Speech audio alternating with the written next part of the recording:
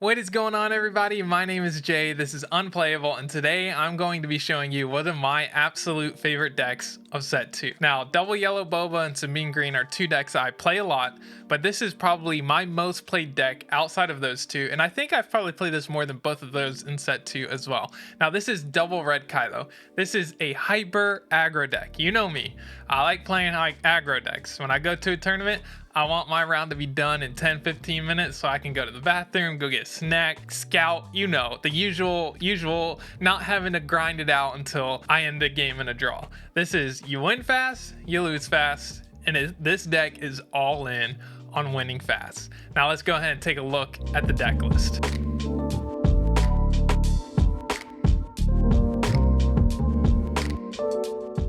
Now let's start with the theme of this deck. This deck has Toro in it, it has the Bounty Hunter Initiate in it, it has Migs in it, it's got Dengar in it, and it's got the guild target in it. So there's a small version of this Bounty Hunter tribal synergy that exists, and I think that it actually works really well in a Kylo deck. So two of the strongest things you can do in this deck is flip Kylo and throw a Fallen Lightsaber on him to swing for 8. Or have a Toro out, equip him with the Fallen Lightsaber, and then play a Bounty Hunter, whether it's the Bounty Hunter Initiate or Dengar. And then be able to ready Toro, swing with Toro, ready Toro, swing again. That's a lot of damage. So I really like the combo synergies that this deck can provide, especially I think Bounty Hunter Initiate in Bounty Hunter decks is like really strong, especially when you're Kylo aggro and you're playing against another aggro deck that you need to make sure you can race. Bounty Hunter Initiate lets you put damage on a unit that you can then Tarkin Town, or can just straight up defeat a unit if you need it to, if it's got 2 or less health remaining. There's some good synergies there. Then you have Dengar and the guild target, which lets you ping, and if you get to ping into doing a Tarkin Town or ping into Bounty Hunter Initiate, that can be defeating a unit, especially in against Sentinel units or other aggro decks. So being able to trigger Tarkin Town based without having to swing in by getting pings off, whether it's Migs, the Bounty Hunter Initiate, Dengar, or Kylo Ren with a lightsaber on them that gets to deal 1 to each ground unit, that is really beneficial so that you don't have to swing into something in order to be able to trigger Tarkin Town. That's if they don't swing into you, or if they don't ECL into you or something like that. So what else are some of the lines that you want to do in this deck? So in this deck, being able to flip Kylo, pay 3 to put on a Fallen Lightsaber, and then follow it up with a Force Throw is really strong against other mid-rangey decks to be able to defeat their units. Being able to use Force Choke to defeat a Sabine Wren on flip before they get to play either a Wing Leader or a Darksaber on Sabine can be really impactful. Force Choke also lets your opponent draw a card, which is good for Chaos of War. Chaos of War is one of the few burns that this deck has. So let's talk about the burn cards real quick. You got Chaos of War, you got the Reckless Gunslinger, Guild Target, Migs, and then in the sideboard you have Saw as well. So there's not a ton of burn, and Chaos of War costs 3, and it's not always going to hit for 3 or 4 damage. Sometimes it's going to hit for 2, and that feels bad. But what it's there for is to close the game. With Kylo, you want to flip and be swinging for 5 to 8 damage if you can, so that you don't need as much reach as something like a Sabine deck needs, so that you can, you know, play Reckless Gunslinger from your resources for the 1 ping and either win the game or get them really close so that you can, you know, then Chaos of War or something like that. Oh, the one more burn card is Ruthless Raider in the sideboard. So we do have some 1 cost, a lot of 1 cost in this deck. Not as much as some of the Kylo Ren decks have. I think some of the Kylo Ren decks go way too hard on having all 1 costs. This deck doesn't care that much about doing that. 1, because you have Guild Target, and Guild Target helps you shed cards before the flip. Then you have other 2 costs. You have Migs, you have the discard from Kylo. Like, you don't need to play just all 1 drops. That's actually, I don't think, a super great strategy for this deck. I'd rather just play good cards. So Bo-Katan, it's fantastic for early game and late game because it gives you card draw late game. Early game, it's a 3/3. Migs is a 2-drop that if you can play it on turn 1 and you're going first, feels really strong because you follow, like if you go first, play Migs, they go, and then you follow it up the next turn with discard to give them +2 and deal 2 to their base. Now if they swing in, you're definitely trading regardless of what they played. And if they ECL on that turn, it's not going to be something that has more than 4 health.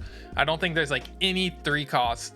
There might be 1 or 2, but I don't think there's really any 3 costs that are actually being played that have 5 health and not 4. So if they want to ECL with 3, for example, Freedom Fighters or something along those lines, then you're going to trade into them, which is good. Other solid turn 1 plays are going to be Mercenary Gunship or Kylo Ren's Silencer.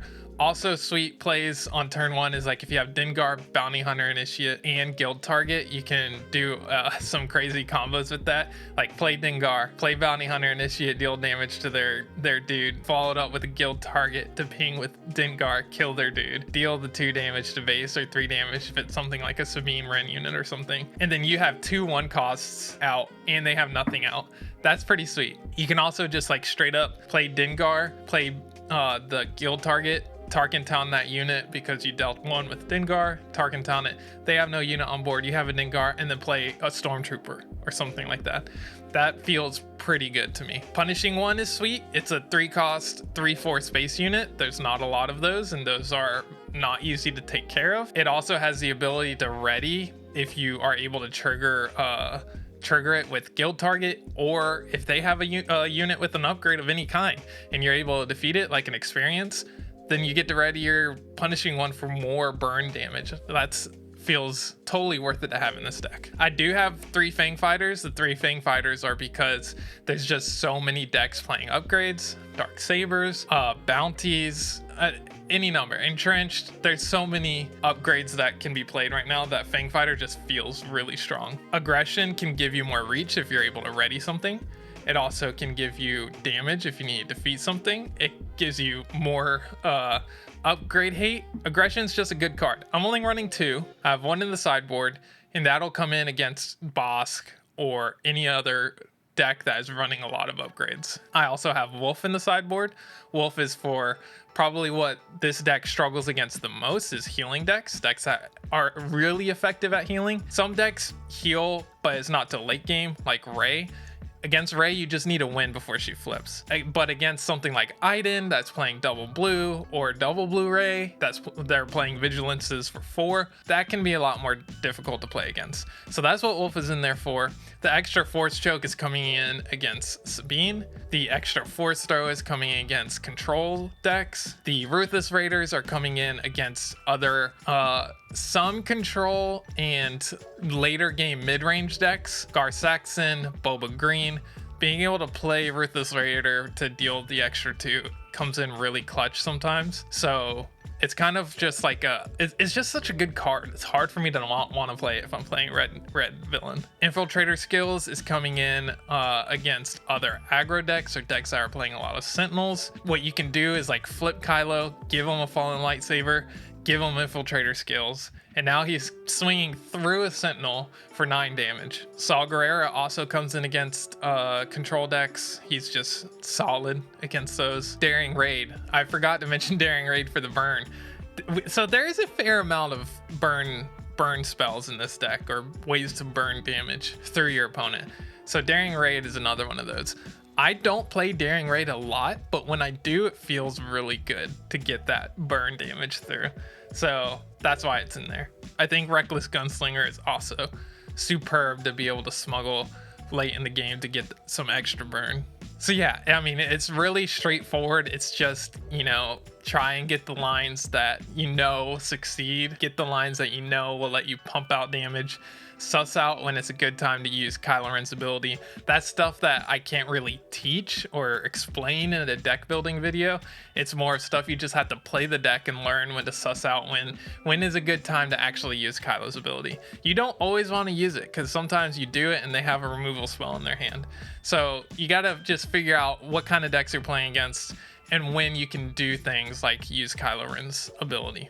So before we close out, I'm going to do a draw for this so we can see what I would resource or if I would do a mulligan. So let's go ahead and draw 6. We got the Mercenary Gunship, Punishing 1, Dengar, Guild Target, Bounty, Guild Initiate, and another Mercenary Gunship.